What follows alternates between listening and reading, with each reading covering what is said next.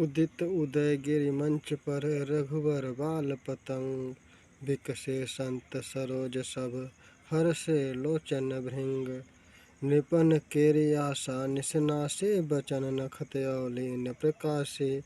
मानी महीप कुमुद सकुचाने अकपटी भूप उलूक लुकाने। भय बिशोक कोक मुनि देवा बरसहि सुमन जना वहि सेवा। गुरुपद बंद सहित अनुरागा राम मुनि सन आयुष मागा। सहजहि सले सकल जग स्वामी मत्त मंज बर कुंजर गामी। इस पद्यांश में वर्णन किया गया है कि उदयगिरि पर्वत पर जिस तरह से बाल सूर्य सबसे पहले निकलता है, उसी तरह से उस सीता के स्वयंवर में जो मंच बना हुआ था, उस मंच पे बाल सूर्य की तरह से भगवान राम अपने आसन से उठकर खड़े हो गए। बिकसे संत सरोज सब, और जो संत लोगों के हृदय थे वह प्रफुल्लित हो गए।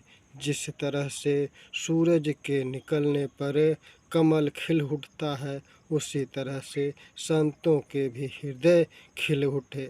हर्षे लोचन भृंग, और जिस तरह से भंवरे कमल के ऊपर गुंजार करने लगते हैं, प्रसन्नचित्त हो जाते हैं, उसी तरह से संत लोग भी प्रसन्नचित्त हो गए। नृपन केरि आशा निशनासी, और राजाओं के जो आशा थी उस सीता जी को पाने की, वह आशा नष्ट हो गई।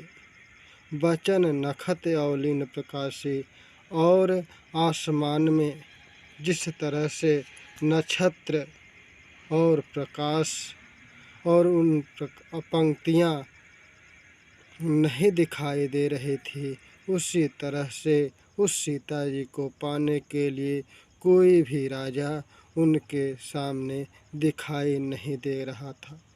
मानी महीप कुमुद सकुचाने, जो घमंडी राजा थे, अभिमानी राजा थे, उसी तरह से सिमट गए थे, उसी तरह से डर गए थे, सकुचा गए थे। जिस तरह से रात होने पर कुमुदनी खिल उठती है, लेकिन दिन होने पर जिस तरह से वह अपने को समेट लेती है, उसी तरह से घमंडी राजा भी अपने को समेट लिए।